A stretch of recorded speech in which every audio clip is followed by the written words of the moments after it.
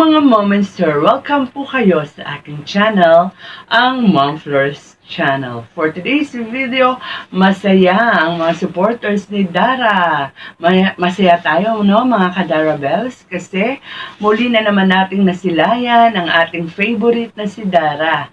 Dahil ang kanyang may tuturing na scouter na si Kuya Robin, ang ating Indiano Bicolano, ay nadalaw o na-vlog siya. So, actually, itong pagbablog ni Kuya Robin kay Dara, no, ay na isagawa niya before pa na si Kalinga Prab ay nagpunta o yung trip nila sa Thailand. Kasi, kaya ako nasabi yun, batay sa kanilang pag-uusap o batay doon sa salita ni Kuya Robin, dapat daw kasama si Nico, no? Kasi nag-iisa lang siya na pumunta dyan Hindi niya na nakasama si Nico dahil nag-service nga raw kay kay Miss Jackie, di ba?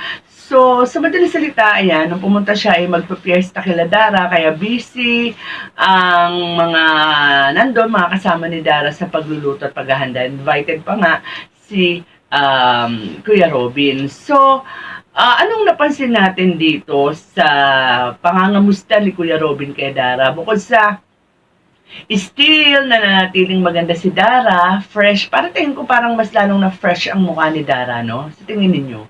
Ako yun ang tingin ko parang fresh na fresh si Dara. Parang wala naman siyang problema. Parang ano pa nga siya kumbaga sa parang makikita mong nagbo-bloom na kahit na walang kolorete o makeup sa mukha, natural ang ganda, di ba?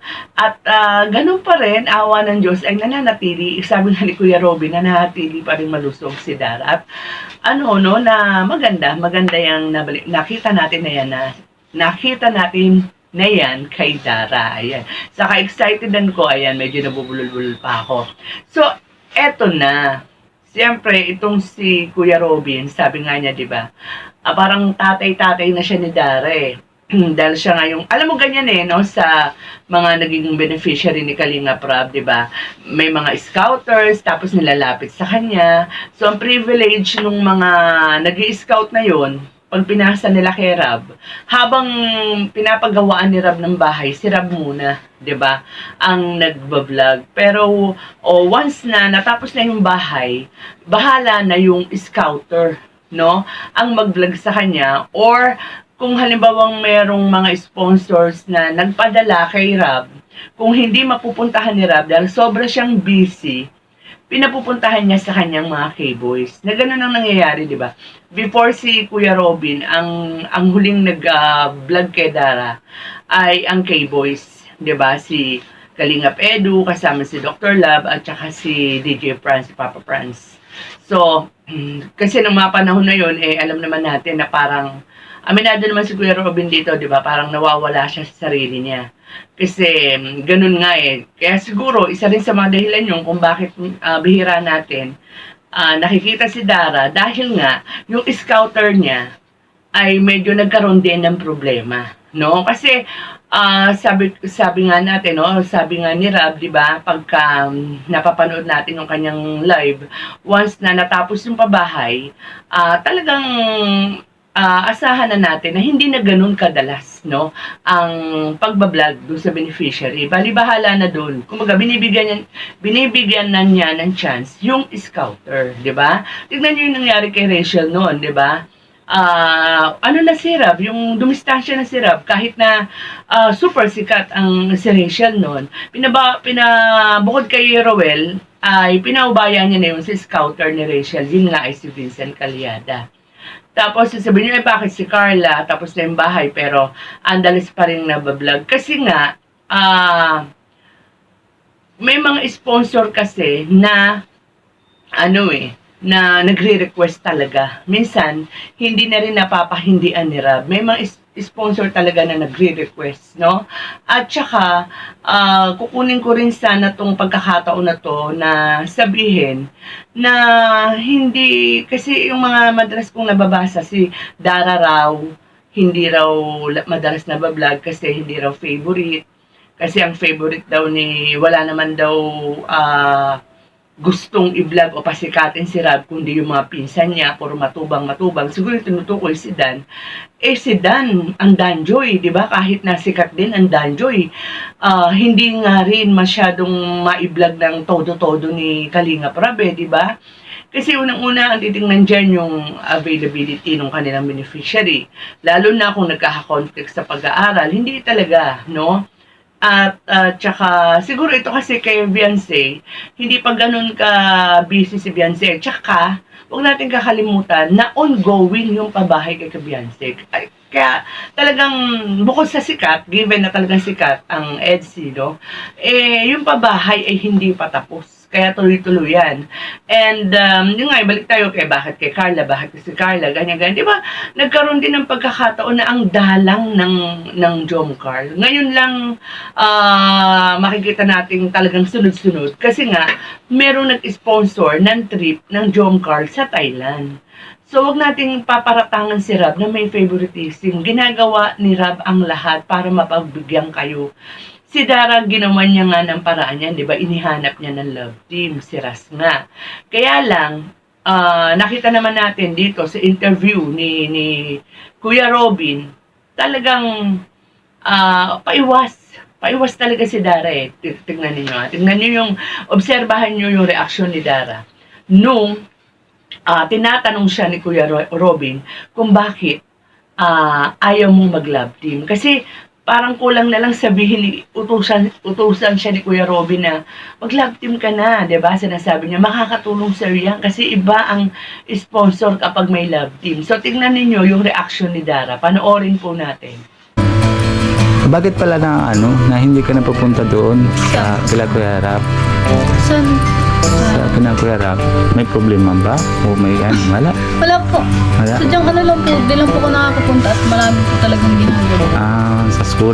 Opo, wala mo naman po akong Wala talagang problema? Wala po, wala akong problema. As in po talaga wala. Nag-ano na din po kasi ako na parang, busy ganun. Pero naman na pag yung dun sa sa lab team nyo, maganda baga dun sa Oo. Baka ayaw mo na? Hindi. Pero hindi na, wala na po. Wala na? Ayaw mo na talaga lab team? Okay mo na po kahit sa wala pong kalab team. Gusto mo talaga aral muna? Pero maganda din sana kasi depende naman din na sa'yo kasi siyempre anong pangarap mo kung gusto mo matupad ng pangarap mo. Pero madami din sana tulong sa'yo na sa pag-lab team. Pero ikaw na lang bahala dun. So, di ba? Siyempre buhay mo yan. Ikaw naman. Galit kung sa okay lang po. Okay lang po ako sa kanila. Wala naman po ako. Baka naiba ng gustuhan mo sa lab team, ayaw mo na si kay ano pangalan? Si Ran? Hindi naman po. Hindi naman. Baka may boyfriend ka na? Wala. Hindi pa po. Wala pa po sa isip. O di ba? Parang gustong umuiwas ni Darang sumagot, di ba? Parang napatingin siya doon, kaya lang siguro need nang sumagot ng bata. Kaya di ba sinabi niya, wala na po, di ba? Pero kita mo, di ba? Basahin niyo ang mukha ni Dara, ang mga mata niya, kahit hindi siya magsalita. Alam natin na talagang siya ang may ayaw. So, kung ano man yung dahilan ni Dara, although binigyan niya na tayo ng pahiwatig, di ba? Na talagang nabas siya, buhat mo siya, ay nakipag-love team kay Ras, di ba? So, ayaw niya. Gusto ng bata ng tahimik na buhay. Alam natin na si Dara ay lumaki, di ba? Na tahimik, di ba? Lumayo na nga sila ni Bea, diyan na nga sila sa ilang na lugar. Para ayaw niya nga, ayaw niya ng siguro magulo, ayaw niya ng mga komplikado, gusto niya tahimik. At saka, sasabihin ng iba na hindi raw sakalam si Dara. Naku, I beg to disagree. Si Dara, wala mang nagsosolo, okay, may collab team, malakas po si Dara. No?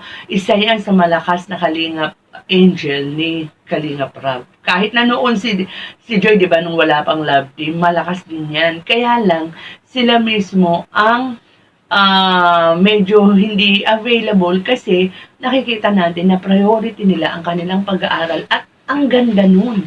Dapat matuwa tayo dun. Dapat lalo tayong mas maging proud sa kanila dahil inuuna nila ang kanilang pag-aaral. Di ba nga dyan sa vlog ni Kuya Robby na, na pakinggan natin na tinitingnan niya yung schedule ni Dara, alas 5 pa. Alas 5 pa ang labas ni Dara. Imagine ninyo yun. Alas 5 pa nga naman lalabas yung bata. O syempre, ang layo pa ng bahay niya, di ba? Alam din natin na ang layo ng bahay ni Dara. And then, syempre, mag-aaral pa ng lesson yan, mag-aasikasuhin pa yung kapatid niya. So, sana maunawaan natin si Dara. At saka kung ano man yung mga nagre-request na sana balik na ang Rara, opo, naintindihan natin yung mga damdamin ninyo, masaya kayo pag pinanonood ninyo na magkasama sila, o masaya tayo. Kaya lang, syempre, ang uunahin natin dito ay yung damdamin ni Dara. Nag-request na nga yung bata. Ayan, kitang-kita natin sa reaction niya. Wala na love game. Ayaw niya talaga. Merong, kung babasahin natin, yung kanyang, yung expression niya, makikita natin may malalim na dahilan kung bakit ayaw ng bata. Baka siguro hindi simpleng, ako sa tingin ko excuse me po, hindi simpleng pambabash ang nakuha ni Dara, no? Hindi yan sa mga basya na ang arte raw ni Dara, nag-iina. Hindi po. Kasi wala tayo doon sa katayuan ng bata. Kaya, akala natin ganun-ganun lang, pinupush natin mabuti yung bata. Baka meron niya meron niyang naranasan na maaaring ayaw niya lang sabihin sa atin. At saka kung ano man yun, respeto natin. Sabi nga ni Rab, respeto natin kung ano yung gusto ni Dara. Anyway, ayan, narinig naman natin kay Dara na kasi tinatanong ni Kuya Robin kung may problema ba kasi bihira na siya mapunta doon. Walang problema. Talagang busy lamang si Dara sa pag-aaral. Diba? Sabi ko nga sa inyo, nangyari rin yan kay Edin eh. Diba? Halos bihira na rin na ibablog no si editor na sabi ko, si Joy, di ba, bihira na din halos na bablog dun si Joy. Kahit ngayon, kahit may Danjoy, kahit malakas din ang Danjoy, hindi rin ganun kadalas ang Danjoy, di ba? Oh. So, ganun po yun. Huwag po tayong huwag po tayong magharamdam, huwag po tayong mag-isip ng kung ano-ano. And, ang i-push natin si Kuya Robin kasi siya talaga pwede niyang i-vlog si Dara kasi siya nga ang scouter ni Dara eh. Ganun, yun po talaga yung policy sa Kalingap, di ba? So, at saka si Dara naman, ang alam ko, kahit wala siyang love team, meron naman talaga siyang permanent sponsor. Meron talagang tumutulong sa kanya. No? So, yun lang, maging masaya tayo sa kanya. At habang siya ay kalingap, ay makikita natin si Dara. Hindi man kasing dalas noon, nung siya ay pinapabahayan, meron tayong makikita. Kaya nga sabi ko sa inyo, bukod kay Rab, kay Kalingap Rab, kay Indiano Bicolano, kasi nga meron siyang dyan. Kumbaga, siya yung naka-scout dyan, talagang pwede niyang i-vlog para makamusta natin, di ba? Lambingin natin si Indiano Bicolano na, Kuya Robin, sige na, namimiss na namin si Dara. Ayan, kasi, di ba, alam natin kung gaano ka-busy si Rab. Natutuwa tayo dahil nakita na naman natin si Dara at masaya tayo kasi maganda pa rin si Dara, maganda pa rin si Dara, malusog si Dara, okay si Dara, ayan. And ayan, narinig na natin, wala siyang problema sa Kalingap o wala silang problema ng Kalingap, no? Especially Kalingap Rab. So with that, mga Kalingap, ayan, masaya na mga Darabels, no? Hanggang dito na lang muna ang ating kwentuhan. Mag-ingat po tayong lahat and God bless. Kuya Val, gawin ang atikaing pinapangarap.